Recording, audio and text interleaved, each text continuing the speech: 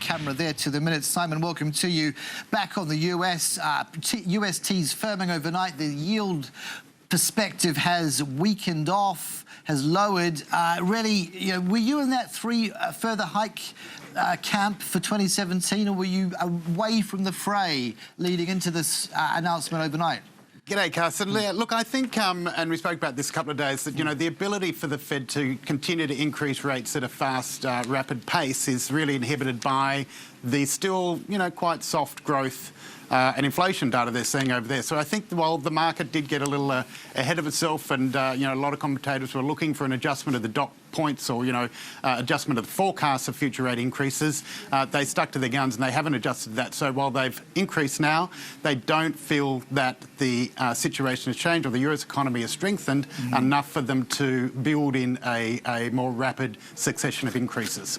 Yeah, the stock market is pricing in stronger growth. So do we see problems brewing, a kind of another misread on the outlook scenario, or when will the two align? Well, this is interesting, isn't it? I mean, you definitely had that exuberance in the equity market coming through. It just hasn't been matched in the long end of the bond market. And if you look at the 10-year rates, they're up about 10 basis points in Australia and about 5 in the US. So, they're certainly not buying into this story of higher growth. Now, something to have a look at the Aussie market, which is quite interesting as well, if you're talking about exuberance, is credit spreads or credit, the value you get or the risk premium you get on bonds. Now, I've had a look at that over the last 9 years, so since 2008, that peaked at 440 basis points. The low point has been 78 basis points. We're now at 81.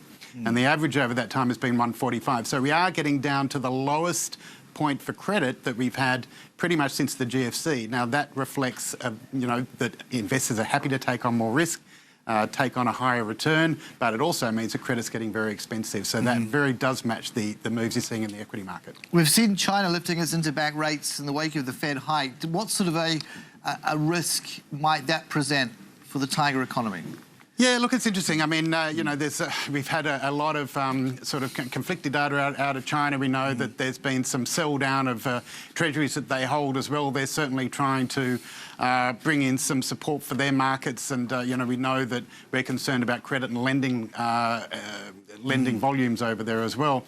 I think that really, it's starting to slow down. I think the focus is moving more on the US, and that's really sort of the key driver.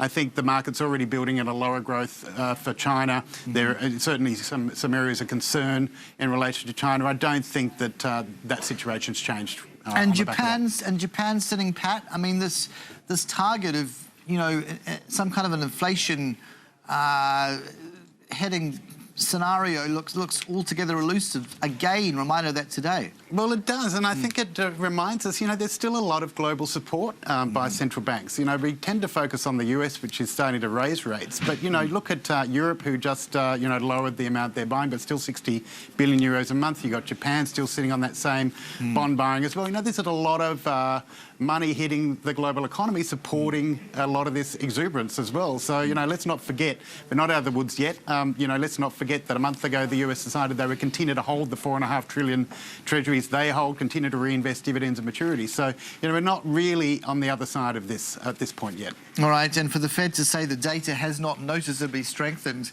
during that press conference, go figure. Yeah, exactly, absolutely. And I think it's a bit of a tale of two stories at the moment, where we are now, but certainly no change on the forecast. Simon, thanking you so much. Simon Michell there from FIIG in Sydney. We must